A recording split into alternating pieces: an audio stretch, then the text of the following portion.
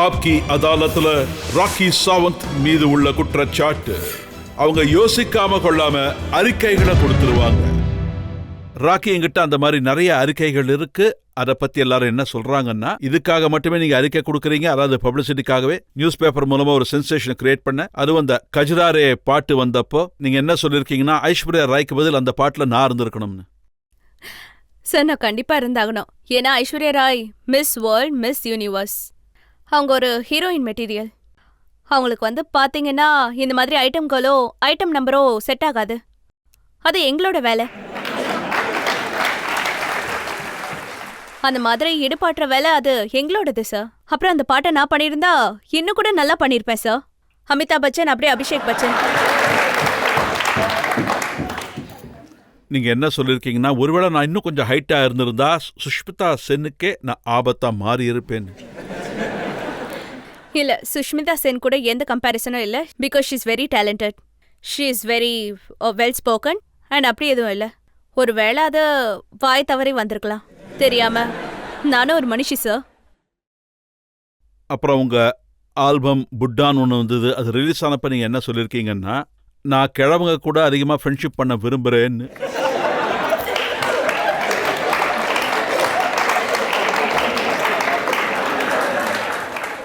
நான் இதுக்கு ஒரு விளக்கம் கொடுக்க விரும்புறேன். ஏன்னா இன்னைக்கு எத்தனை வீடியோஸ் வெளியே வந்தாலும் அவங்க கம்பெனிக்காரங்க எனக்கு இந்த பாட்டை காமிச்சப்போ அவங்க கியா கரராம் முஜே முட்டா மில்கியா. அப்போ நான் இமிடியேட்டா ஓகே சொல்லிட்டேன். நான் என்ன சொன்னேன்னா, ஒரு வீடியோவாவது எடுக்கலாம். ஐம் சாரி, இங்க உள்ளவங்கள எங்க தான் இருக்கீங்க. ஐம் சாரி, ஒரு வீடியோவாவது இந்த மாதிரி எடுக்கலான்னு. நான் என்ன பண்றது, கியா கரராம் முஜே புட்டா மில்கியா. அப்போ எல்லா கிழவனுங்களும் இந்த சாங் எனக்கு தான் நினைப்பாங்க.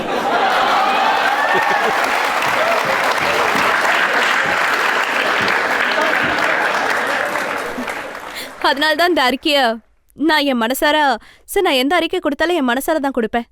என் பேச்சுல எந்த பாலிடிக்ஸும் இருக்காது, எந்த அரசியலும் இருக்காது. நான் எது பேசினாலும் என் மனசார பேசுவேன். அப்படின்னா உங்க அறிக்கைகள் தான் சென்சேஷனை கிரியேட் பண்ணுது. அப்படி இல்ல, மக்களுக்கு என்ன தோணுனா, இந்த பொண்ணோட பேச்சுல ஏதோ உண்மை இருக்குன்னு. அதனால மக்கள் ஹெட்லைன்ஸ்ல போடுவாங்க. அப்புறம் எல்லா சேனல்ஸ்லயும் ஹெட்லைன்ஸ் வந்துரும். And that's good. மக்களுக்கு நல்லா இருக்கும். இப்ப மக்கள்கிட்டயே உங்க அறிக்கை எந்த அளவுக்கு நல்லா இருக்குன்னு கேட்போம். நீங்க எந்த இண்டஸ்ட்ரியில இருக்கீங்களோ அங்க பப்ளிசிட்டிக்காக மக்கள் எதுவும் செய்ய தயாரா இருப்பாங்க. அது மிக்காவோட இஷ்யூவா இருந்தாலும் சரி, வேற எதுவா இருந்தாலும் சரி. நீங்க ஏன் இத சொல்ல மாட்டீங்க? உங்களுக்கு எந்த அளவுக்கு பப்ளிசிட்டி கிடைக்குதுன்னா உங்களை தெரியாதவங்களுக்கு கூட தெரிஞ்சிரும். அதாவது நீங்க உங்க வாய்ப்பை சரியா பயன்படுத்திக்கிட்டீங்க.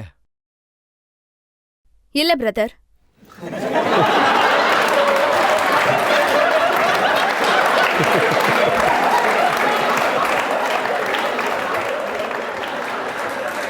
நான் எதுவும் பயன்படுத்திக்கல. எனக்கு நடந்த கொடுமைகளுக்கு எதிராக நான் குரல் கொடுத்து பேசியிருக்கேன். ஒருவேளை இந்த இன்சிடென்ட் நடந்திருக்குன்னா நான் இந்த கொடுமைக்கு எதிராக இன்னைக்கு இங்க வெக்க மானத்தை விட்டுட்டு, எனக்கும் பேரண்ட்ஸ் இருக்காங்க, நானும் ஒருத்தருக்கு மகள், ஒருத்தருக்கு சிஸ்டர், இருந்தாலும் எல்லாத்தையும் விட்டுட்டு மீடியாவுக்கு முன்னாடி வந்திருக்கேன்னா போலீஸ் ஸ்டேஷனுக்கு போய் கம்ப்ளைண்ட் கொடுத்துருக்கேன். எதுக்கு கொடுத்தேன்னா, பப்ளிசிட்டியை பத்தி யோசிச்சு இல்ல, எனக்கு இவ்வளவு பப்ளிசிட்டி கிடைக்கும்னு நினைச்சு இல்ல, ஆனா அவருக்கு தண்டனை கிடைக்கும்னு. ஏன்னா இந்த உலகத்துல எந்த ஒரு பொண்ணுக்கும் இப்படி மறுபடியும் நடக்க கூடாது. இப்ப நீங்க பெண்களுக்காக போராட போறீங்களா? ஆமா, நான் போராடுவேன்.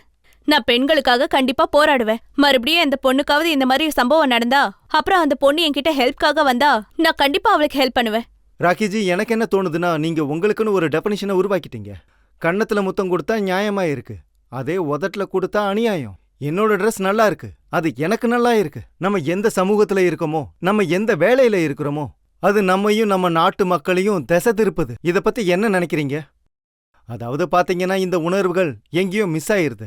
நீங்க உங்களோட ஐட்டம் டான்ஸ் பண்ணும்போது, நீங்க ஏதாவது சாங் பண்ணும்போதும் சரி, ஏதாவது படத்துல வேலை செய்யும் போதும் சரி, நான் என்ன சொல்ல விரும்புறேன்னா, நான் எந்த ட்ரெஸ் போட்டாலோ இல்ல எந்த சாங் ஆடினாலும் என் டைரக்டர் ப்ரொடியூசர் சொன்னதுனால நான் ஒன்னும் மிஸ் யூனிவர்ஸ் இல்ல, நான் சுஷ்மிதா சென்னோ இல்ல ஐஸ்வர்யா ராயோ இல்ல.